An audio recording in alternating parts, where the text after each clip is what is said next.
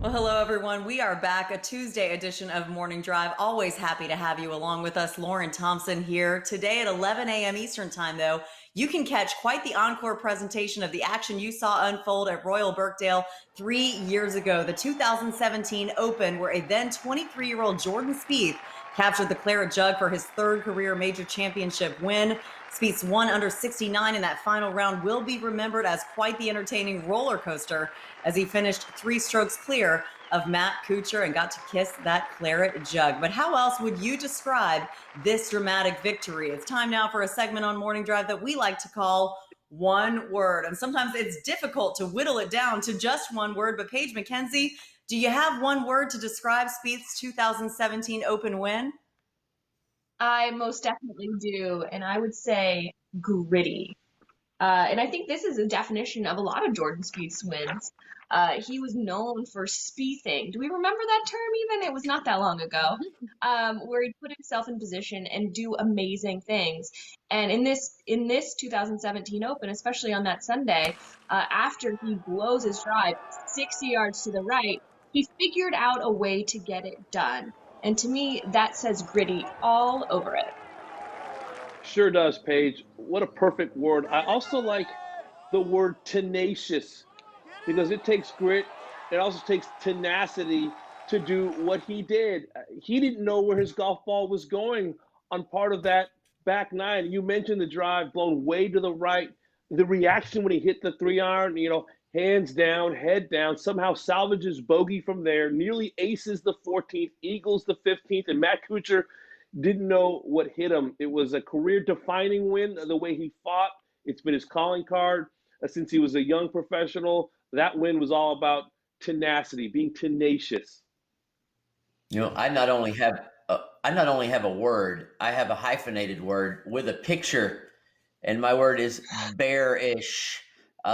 The second player in history to win 3 legs of the Grand Slam before their 24th birthday behind Jack Nicklaus. That is what rarefied air that accomplishment was.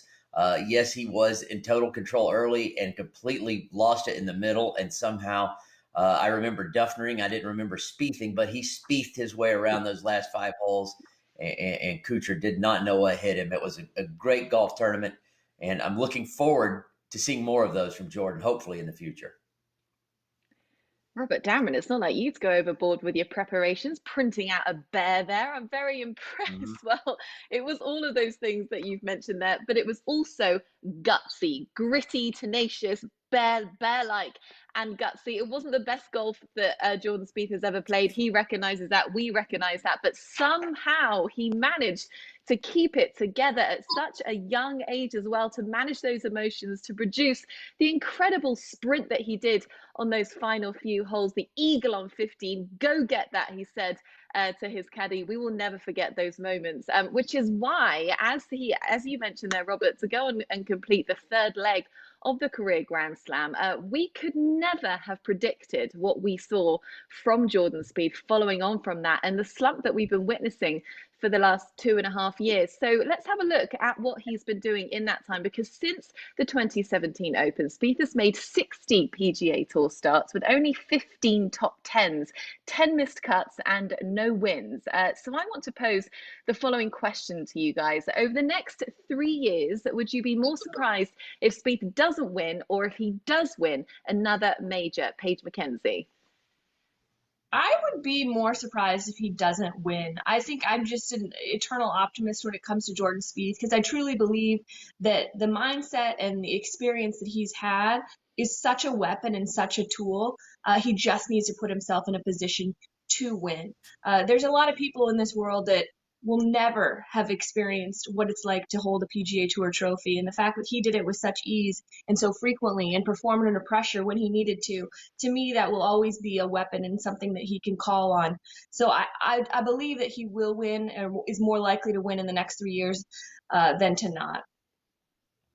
Paige, I am right with you. I'd be more surprised if Jordan Spieth went majorless over the next 3 years, and it's maybe surprising to hear that considering how he's been playing of late. But there's still been a comfort level that we've seen in the major championships, even as he has struggled. 2 top tens in majors in 2018, top 10 major. In fact, a third place finish in 2019, was in contention at the PGA Championship at Bethpage Black, which had that thick rough in those choked up fairways. So listen, Jordan Spieth in major championships, much like Brooks Koepka, has proven that there's a comfort level there. He knows he's been successful in major championships. So even with the struggle, I still think that Jordan Spieth will be more likely to win a major in the next 3 years than less likely.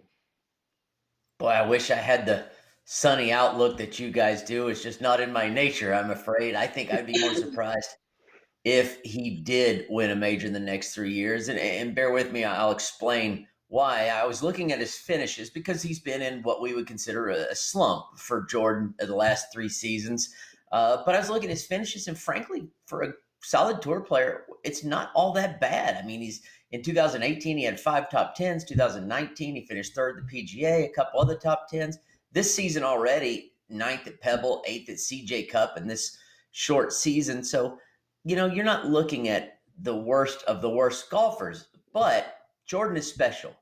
This is not bad for a Robert Damron finish, but for Jordan, it's not that good. And I think it shows how great he really is that these finishes are okay, considering when you go to the stat side, this season he was 195th strokes gained off the tee, 198th approach. Last season, 176th off the tee. I think to get those top 10s and top 5s, considering he's playing so poorly statistically, shows how great he really is. But to win a major championship, the golf game has to be there. It's not just the mental fortitude and willpower. So I got to see that ball in the fairway and on the green a little more often before I become more optimistic.